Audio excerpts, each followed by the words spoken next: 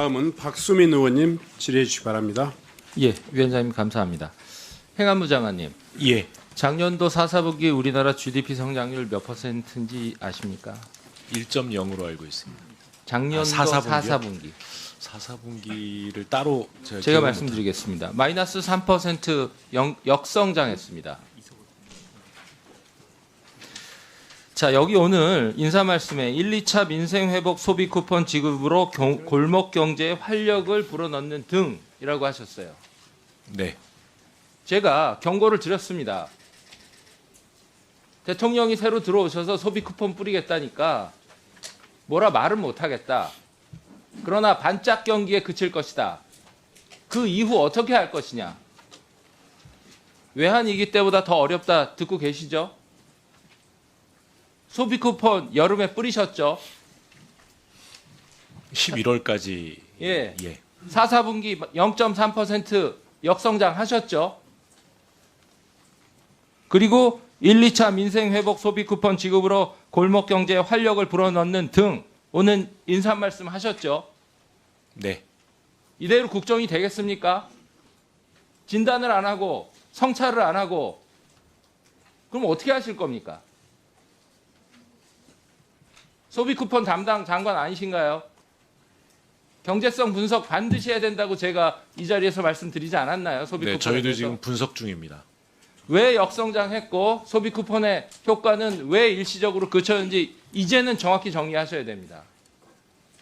제가 소비 쿠폰에 일방적으로 반대하는 것이 아니라 재정 지출은 돈을 쓴다고 나오는 것이 아닙니다. 어떻게 써야 하는지 독이 될 수도 있고 약이 될 수도 있는 것 아니겠습니까? 동의하십니까? 뭐 충분히 이 약이 됐다고 판단하고 있습니다. 그 근거에 대해서는 저희가 조사를 하고 있고 용역 결과가 나오면 설명을 드리도록 하겠습니다. 장관님, 작년에 소비 쿠폰으로 20조 넘게 쓰셨어요. 그리고 역성장 하셨어요. 제가 이 지점은 절대 물러서지 않고 경고드리겠습니다. 저는 국민들을 위해서, 골목 경제를 위해서, 서민들을 위해서 저희가 돈을 써야 한다고 생각합니다. 20조 원 아니라 사람만 나면 200조 원도 써야 됩니다. 이런 방식으로 안 된다고 말씀드리는 겁니다. 인사할 말씀에 이렇게 쓰시면 안 됩니다. 자, 다음 질의 들어가겠습니다. 저는 행정통합 대찬성입니다.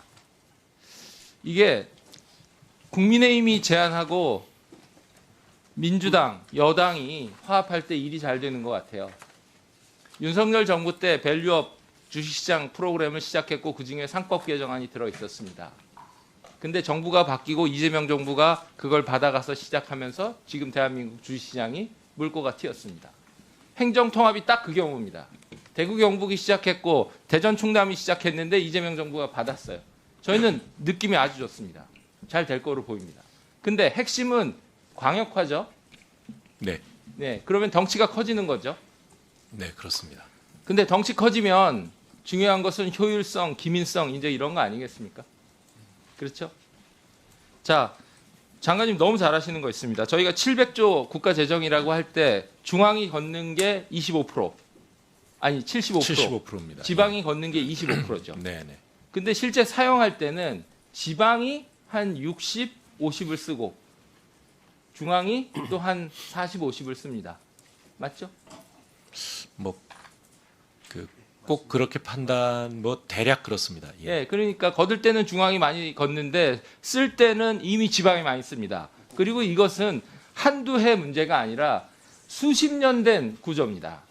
중앙이 걷어서 지방이 쓰는 것이 대한민국의 구조고 그런데 그 사이에 지방 소멸은 왜 일어난 건가요? 제가 22대 국회 등원하면서부터 이 문제부터 계속 지적하고 있습니다. 행정통합 대찬성인데 돈이 나가고 있는데 이미 중앙에서 걷어서 지방에서 많이 쓰고 있는데 왜 인구 소멸은 이어지고 지방 소멸은 이어지는가? 이것에 대해서 대안을 가지고 돈을 써야 됩니다. 5조 원 더 주니까 당연히 지자체들은 반응할 겁니다. 근데 그 5조 원을 더 얹어주면 그동안 수십 년 동안 지방이 돈을 더 많이 써왔는데 지방 소멸이 일어난 이 구조 고쳐집니까?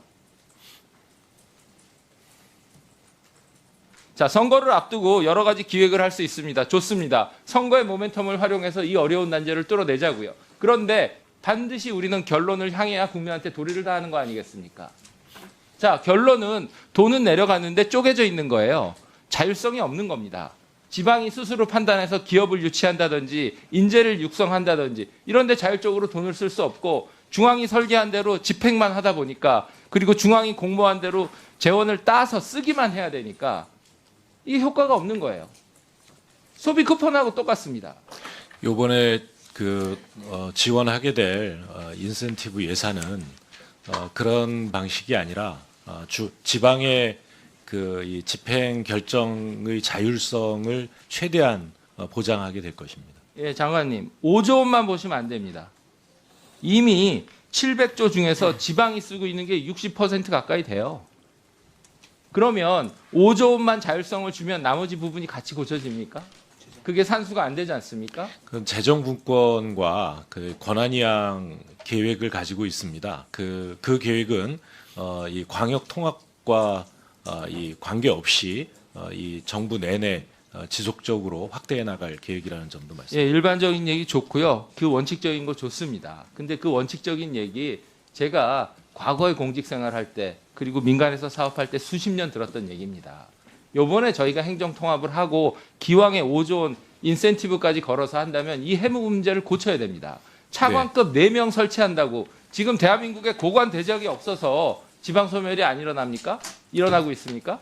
그럼 차관급 4명 지자체별로 설치하면 인구 소멸, 지방 소멸 막을 수 있다고 확신하세요?